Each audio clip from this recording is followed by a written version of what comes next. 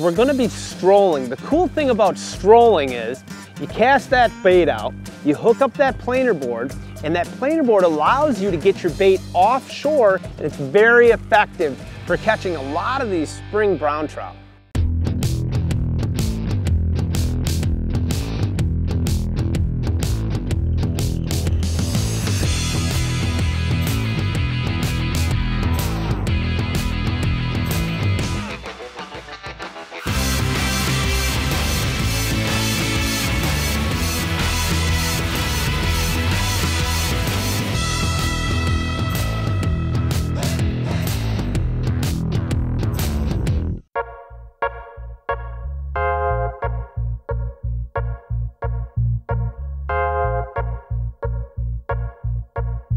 You know, spring's that time of the year, no matter where you live, you have the opportunity to get out and catch a lot of fish. Springtime to me is when everything starts to happen. Steelhead are running up the streams.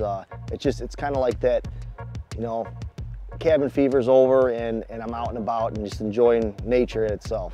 I got a new technique I want to show you. It's called strolling, and basically I'm using a flicker shad here. I'm going to throw it out about 60 or 70 feet. Then I'm going to hook up a planer board, and this little planer board allows me to get my bait off of shore here and walk up and down the pier heads here, and it's a very effective method for catching all sorts of spring brown trout. So stick with me, we'll see if we can get one hooked up.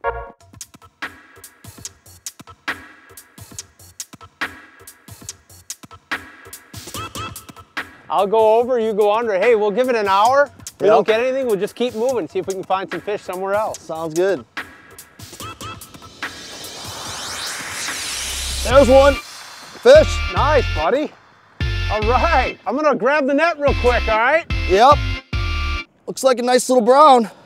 On that flicker shad. Yeah. You can't beat that bait. Oh, yeah, nice fish, dude. Yeah, nice little spring brown. That's what's kind of cool about this bite, you know, is you don't need a boat. Anybody can kind of come down here, just get yourself a couple of flicker shads, a planer board, and a rod, get some exercise, and you're hooked up, man. Yep. Let's get this little guy back. Yeah, good job, Scotty. All right.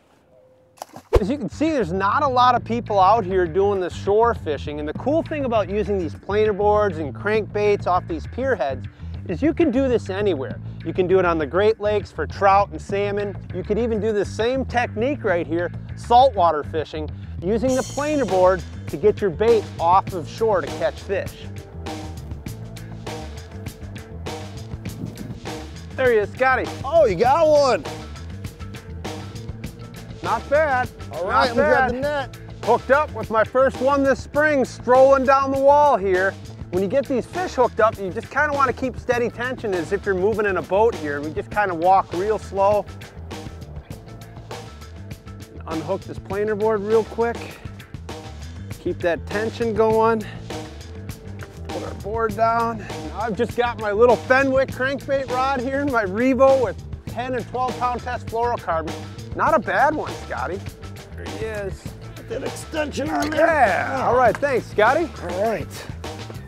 Well, I put that same bait on. Scotty was using a clown colored. He just smacked one, so I put the same thing on, and I got hooked up, man. There's the bait. There's the brown. We'll get that guy back. Some of the biggest browns in the Great Lakes are in these little harbors, in these little marinas. I mean, 25, 35 pounders every year are caught here, so hopefully we can get one of those giants hooked up.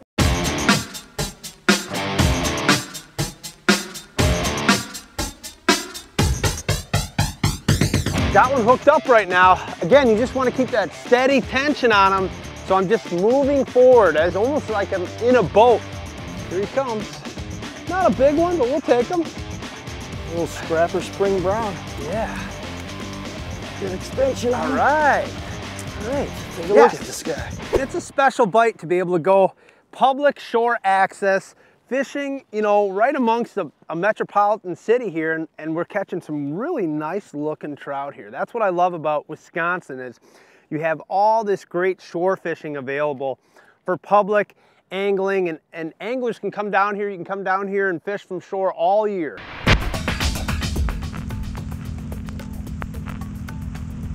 Fish, got one. You hooked up? Hooked up, get the net. All right, I'll be right down. This one hit pretty good. You know, I was dragging that board across and just got that line out and this strolling really works. You know, you got a legitimate shot at catching a 30 or 40 pound brown trout doing this. That's what makes it so cool. You never know, that next fish could just be one of those huge monster Great Lakes browns. Feels pretty good. Not bad, Scotty. Oh, another little scrapper Another little brown. brownie. Nice. All right, what a beautiful spring morning we're having here. You know, the ice is finally starting to melt, and I think it's time to maybe go check out a different bite, man. How's that sound? I'm ready. All right, let's do it. Let's go do it. North American Fisherman is brought to you by Peak Antifreeze, right for your car and your wallet. Peak, run true. By Trilene, anglers trust Berkeley Trilene. By Bass Pro Shops, your adventure starts here. And by Abu Garcia, for life. So the plan of attack for today is we're gonna come up into all these little creeks and see if we can catch some big steelhead. These fish are coming up the creeks to spawn. Now there's not a lot of natural reproduction in the southern part of Wisconsin here, but the further north you go, there's some good natural reproduction. So these fish come up in here, they're spawning, there's fish behind the spawning fish feeding, and when they're done spawning, these fish are gonna slide right out in the lake. You know, the strolling fishing was awesome, but we were starting to get into my element now with steelhead fishing. I grew up steelhead fishing, and to me, it doesn't get any better. It's the most challenging fishing to me, and the most rewarding too. I steelhead fish back home a lot, and to get into new water steelhead fishing, I was really excited about that.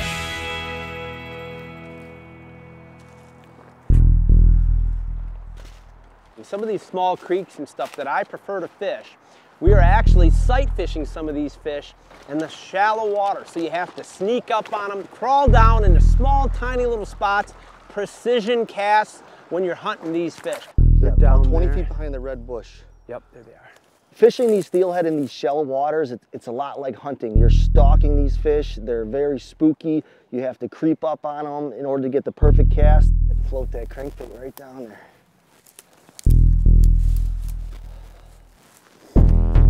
Crankbait's floating right in front of them now. Yep, I can Here see it comes. I'm going to close the bail right now. Gauge. There it is. Coming. Oh. So what we're trying to do without snagging these fish or spooking them is get above them, drop baits down to them, and see if we can coax them into striking out of aggression. All right, here we go, Scotty. This is it. This is the shot. This is the one. Here he comes. He is. He's on it. He's on it. Oh. We had a few fish chase up that spinner, but none of them hit it. Throw those flicker shads or spinner through there and see if we can get one hooked up. Sounds good. Let's get it going, buddy. Let's do it. Yeah, Scotty! Hooked Good up, shot. buddy. Good looking fish, man. Yeah, not bad. That's cool, man. Nice. Big fish in the little rivers like this. Gotta love that, man. Here he comes. Goes. And we got him, buddy. All right. Good job. Woo! All right. Good job, Great buddy. connect, on the board. Nice steelhead. That is a challenging fish to come and get here in these little creeks. These steelhead and these small little creeks, man, they fight hard. Yeah, they do. They just don't give up to the end there. Nice job, buddy. It's a beautiful fish back. These waters are so small, and no one really would think that you'd have these huge steelhead swimming in these waters that are 6 inches at times, you know, 3 feet wide. It's just amazing that these fish can travel 15 miles up these streams and be caught in these thin waters.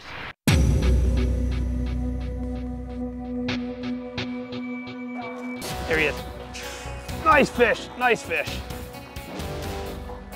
Hooked up, Scotty, underneath All right, the bridge. man, you got him? Underneath the bridge. Nice. Love catching steelhead. There he is. Yeah. Nice. All right, I'll take him, man. That's a cool looking little guy. Oh yeah. Get the net off of there. A nice little male steelhead. All our steelhead in the Great Lakes here are pretty much all stocked on the, you know, on this side of the Lake Michigan here. So this is a stocked fish, and we're gonna get that one back. See the adipose clip here on the back? That means it's a stocked fish right there. So cool. Without stocking of these fish, you're not gonna be able to catch them. Let them go. There he goes, man. That was cool. Awesome, man. Good job. On the board. You know, probably my favorite way to fish these little creeks is with a spinner. I love going up and down, swinging a spinner through all these holes. I've caught some of the biggest steelhead I've ever caught on a spinner, but that's not the only way to catch them. Sometimes you'll catch them on a crankbait, and when the bite even gets tougher and the water's cold like it is now, that's when you got to switch to the old spawn sack and a single hook and a light action rod and float fish all these little holes like this. Here we go. Fish. Fish. Fish on. Big one. Oh yeah, nice fish. Yeah. Nice fish. Get that net, man. On the green machine, baby. My first year using the good old Mitchell 300 rod and reel combo, man. And I tell you, it's an untraditional sort of rod for steelhead fishing. But look at that drag, man. That 300, look at that thing. That thing performs flawlessly. Big fish, light tackle. You don't need that 13-foot, 12-foot steelhead rod when you come to these little creeks. You want the small, shorter rod because there's so many obstructions. We're going through the brush and everything. So it's really hard to cast with a long float rod. Nice fish. Yeah, it is. Fresh fish right from the lake, man. Yeah, that's definitely a fresh one. We're catching these fish, fishing with spawn, just fishing a number 6 or number 8 octopus Gamakatsu hook here with a spawn sack. And this is our beautiful little rainbow. Come here, buddy. When you're grabbing these trout, you want to try to keep your hands out of their gills. There she is. Beautiful colored up steelhead, fresh from Lake Michigan. Great looking fish. There she goes. Well, we hunted a lot of these steelhead down, and it was real tough, you know, to get them to bite. You know, it was a little frustrating. We had to make perfect casts, but they were just being a little too finicky. We had to change our tactics a little bit, moved to some deeper water, floated some spawn through there, and started hooking up with some nice fish. There he is. Yeah, Scotty, nice fish. Oh yeah, good fish. Oh, what a nice thing. Here she comes. I'm gonna run out here and grab her real quick, Scotty. I'm coming down. I got her, I got her. Oh, nice. Wow, now that fish just wrapped right up. Oh, I just love the colors of those steelhead, man. You know, that fish came out of that faster, deeper water again, and just that bobber was just gone. We're just fishing these 3-foot little holes, running and gunning. That's all we're doing. 5-10 minutes, we don't get a bite, next hole. That's all we're doing is moving on. Let that big spawned out female go. Yep, let's do it. Nice job, Scotty. Thanks, man. What a beautiful day today. You know, try a new technique and to end it steelhead fishing in new waters that I've never fished. And it's a perfect day in my opinion. What mysterious creatures live beneath the water that affect your fish? That's coming up. You're watching North American Fisherman.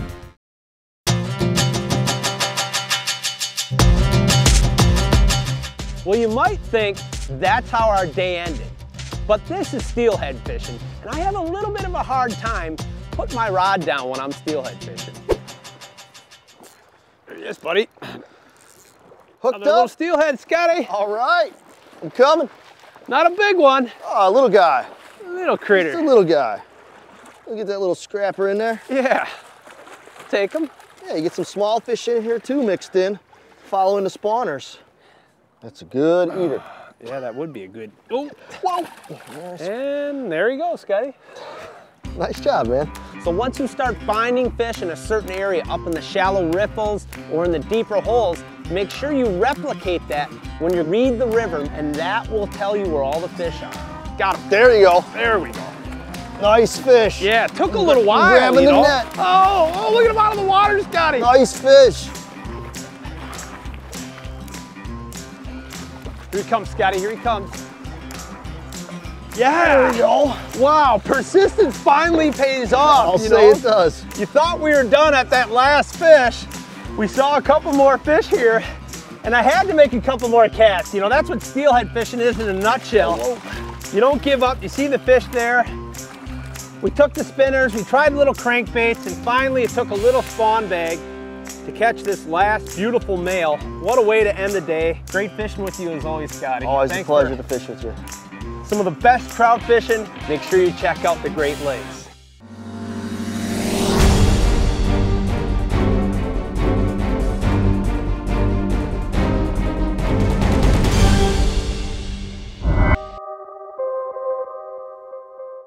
This strange-looking fish, with its big head and frog-like eyes, has invaded North America's Great Lakes. The round goby hitchhiked its way from Europe aboard the ballast waters of ocean-going ships.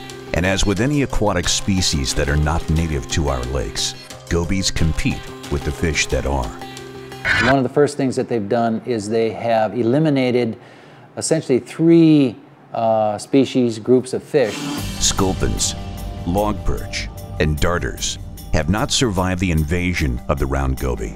Gobies compete with native species for food, drive them from their spawning areas, and even eat their eggs. They spawn several times from May through August, and once these bullies move into the neighborhood, their population explodes. Since game fish, like smallmouth bass, have learned to eat gobies, some anglers are now using them for bait. David Jude suspects it was an angler who inadvertently planted the new species to Michigan's Flint River and changed the future of the ecosystem here forever. These fish weren't here, and now we've got 60–70% of the population is around gobies. Gobies are popular bait now, and using gobies for bait, I don't have an issue with it as long as you're not moving them. Moving fish not only can introduce new species, but you can spread diseases, and this is something we've seen frequently across the Great Lakes, across North America, and across the world. The irony is, although smallmouth bass eat gobies, gobies in turn raid the bass nests and consume their eggs. Those gobies would start to swarm into the nest, and within 15 minutes they could consume every offspring.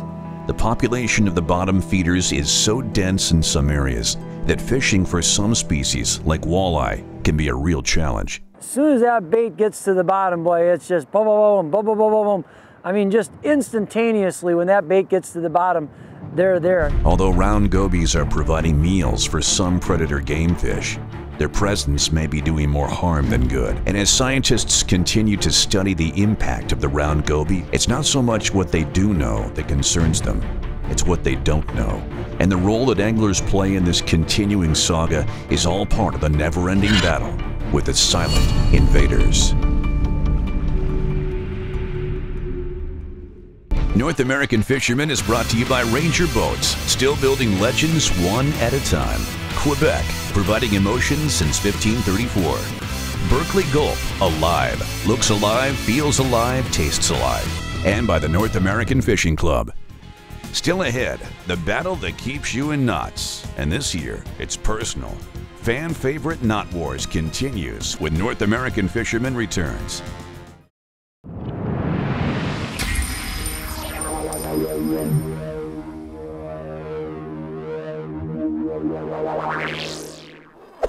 Welcome to Knot Wars, where we pit 2 fishing knots head-to-head in a competition of strength. This season on Knot Wars, it's personal. Because not only are we pitting 2 fishing knots against one another, we're also setting up a battle between the anglers who selected those knots. We asked the hosts and staff at North American Fisherman, as well as some of our viewers, to tell us some of the knots that they like to use for line-to-lure and line-to-line applications. So this year, it's not just the knots that are on the line, it's pride.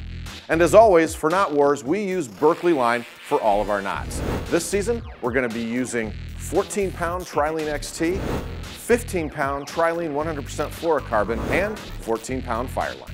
Last week, the open clinch knot was beaten by Brad's San Diego Jam. So Tyler, too bad, because Brad is moving on to face Thomas Allen, who's an editor at North American Fisherman magazine, and he selected the improved clinch, sometimes known as the Fisherman's knot. Let's see how to tie each of these competitors. First, the San Diego Jam. Run the tag end through the hook eye and up the main line.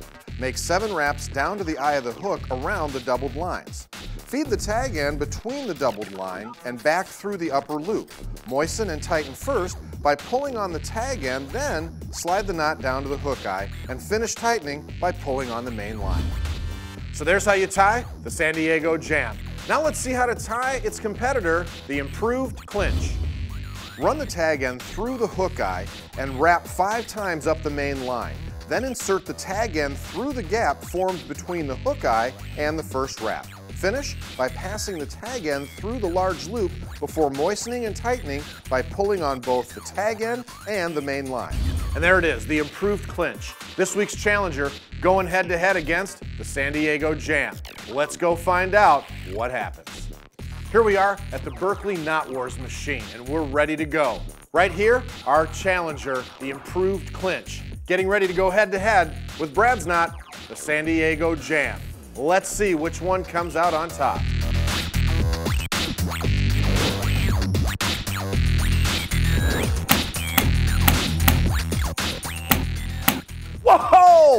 there it is, the San Diego Jam. I'm not doing that anymore, Brad, okay? Happy, you won again, second week in a row. Thomas Allen, sorry, the improved clinch, not so improved. But that means the San Diego Jam is moving on next week to face another knot. And this knot is a classic. It's the trilene knot. And Dave Moss, who's an editor over at our sister magazine, North American Hunter, suggested this knot. So I'm excited to see this classic knot that we've all used from time to time go up against the San Diego Jam. If you want to know more about any of the knots here on Knot Wars, head on over to our website. Better yet, download the Knot Wars app on your smartphone. Knot Wars, because no good fish story ends with a broken knot.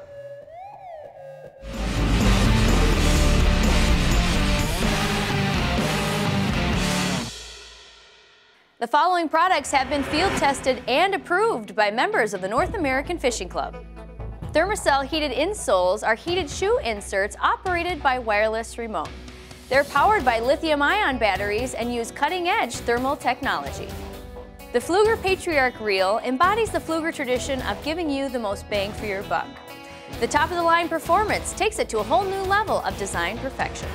To find out how you can become a field tester or have your products tested, visit fishingclub.com.